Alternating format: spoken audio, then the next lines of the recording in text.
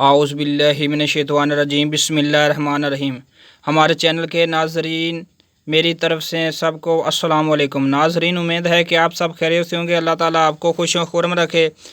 ناظرین پہلے کی طرح آج کی ویڈیو بہت ہی زبردست ہے، ایک نمبر ویڈیو ہے۔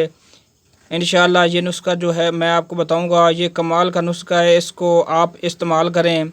یہ اتنا مہنگا نہیں ہے، اس کی قیمت بہت کم ہے، اس کو آپ استعمال کریں۔ یہ نسخہ ہے دوائے ٹھنڈک کا، تمام گرم امراض کی ایک ہی دوا ہے، یہ بہترین نسخہ ہے۔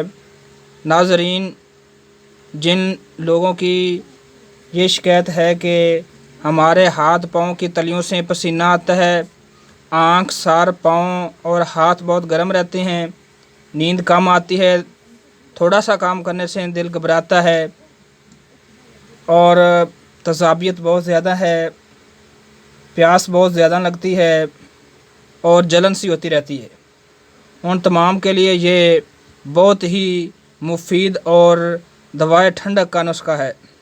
ناظرین ویڈیو میں آگے بڑھنے سے پہلے آپ سے اپیل کرتے ہیں کہ ہمارے چینل کو لائک کر لیں، اس کو سبسکرائب کریں اور اینڈ تک واچ کیا کریں۔ ناظرین نسخہ آپ کی نظر کرتے ہیں۔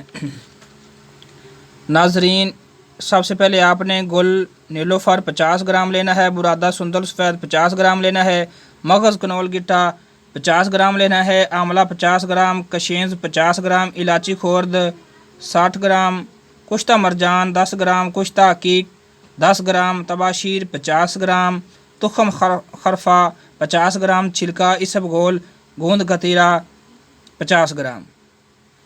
اس مقدار میں ناظرین آپ نے یہ نسخہ لینا ہے، اس کو اچھی طرح صفوف اس کا تیار کر لیں اور صبح و شام خالی پیٹ آپ نے یہ آدھا چمچ چائے والا استعمال کرنا ہے۔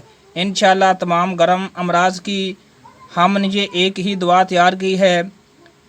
معدہ، مثانہ، جگر میں گرمی ہو، ہاتھ پاؤں میں پسینہ آتا ہو، دل گھبراتا ہو، آنکھ، سر، پاؤں اور ہاتھ کی ہتھیلیاں گرم رہتی ہوں، رات کو نیند نہ آتی ہوں، دل گھبراتا ہو، ان سب امراض کے لیے یہ ایک ہی نسخہ ہم نے تیار کیا ہے جو کہ دوائے ٹھنڈک کہلاتا ہے۔